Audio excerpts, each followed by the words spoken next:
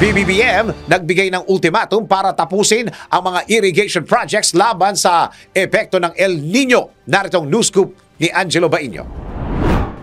Nagbigay ng ultimatum si Pangulong Ferdinand Marcos Jr. sa Department of Agriculture at National Irrigation Administration para tapusin agad ang mahalagang irrigation project. Ito'y sa gitna ng banta ng El Nino na inaasahang mas mararamdaman pa sa buwan ng Mayo sa susunod na taon. Sa talumpati ni Pangulong Marcos Jr. sa isinagawang pagpapasinaya ng Balbalungaw Small Reservoir Irrigation Projects sa Nueva Ecija, binigyan ito ng 4 na buwan o hanggang Abril ang Department of Agriculture at NIA upang tapusin ang nasabing proyekto.